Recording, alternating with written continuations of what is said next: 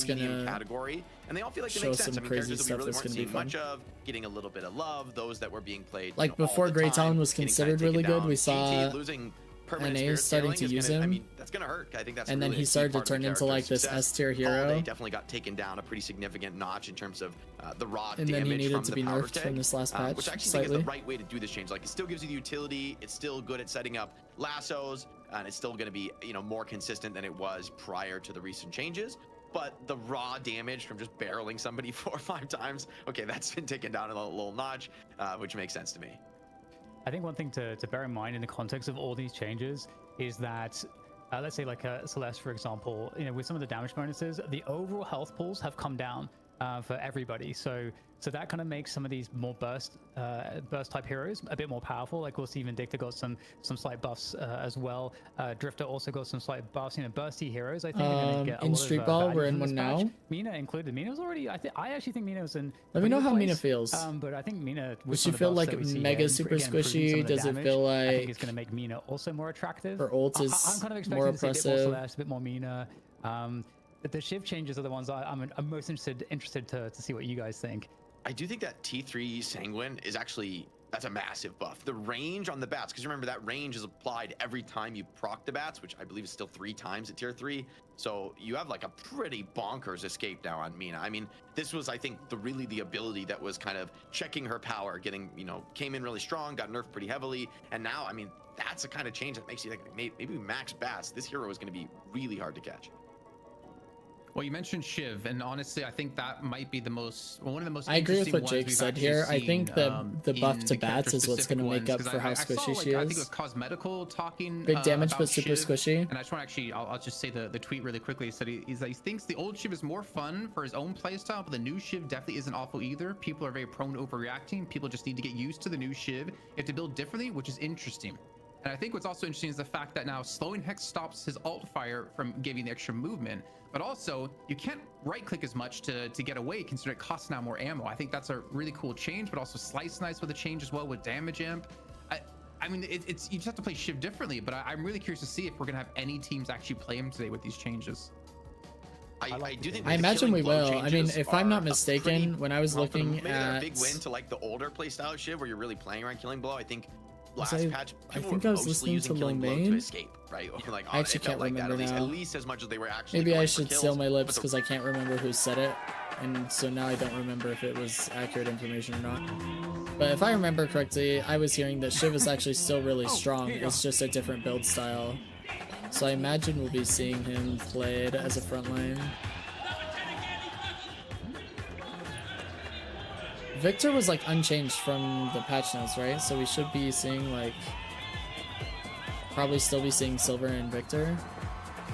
Gonna try to get a Doorman VOD for my next review. Was actually initially what I wanted to play that game, but forgot to update my roster. Oh, I see. Yeah, go ahead and send some Doorman games. I'll be happy to review it whenever we have the chance. Again, it might be in like 2 weeks because of my schedule and what's going on in personal life, but I'll definitely get to it if you can throw it in the request a bitch channel.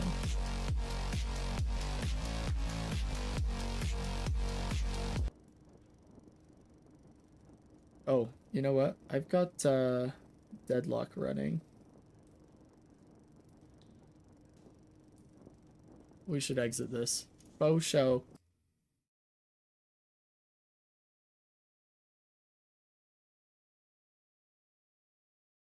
Not an issue at all. Appreciate your patience.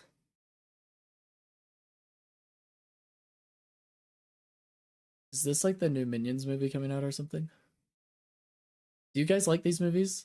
My wife and I think they are hilarious for the most part. We are always watching. Maybe you do some of the build priority a little bit different. I think the fact that you Like can the chain Despicable Me putting blows movies, right from the Minion beginning, movies. right now is really nice. You get max rage, 93% on from Rotten it as well. Tomatoes. So you're just That's getting onto that wild. damage amp. If you get 1 kill with it, you immediately become. I'm watching it tomorrow, I think. Oh, Alice, you'll have to let me know how it goes. Yeah, excited. And it's also funny. Next time we see you, some extra nerfs. just bring it up. Don't even wait for me to ask. Just tell me, give me the review. Was a little wild. Because my wife and I honestly. usually love Yeah, those when you had movies. Pretty minimal Maybe investment we'll into it, you go really see it in amount of theaters. gun damage, but I mean, a little real reduction on the flying cloak CD. I don't think this really changes much for Pocket. In the end, you're picking this hero for Affliction. I think Rem getting some pretty interesting changes, losing some spirit resist on the little helpers. Amazing definitely hurts, but, cinephile for a lot, callouts that's a in big it? What do you reason mean why by pick this hero is callouts? to get that extra resist. But of course, at tier 3, those resists could be kind of crazy.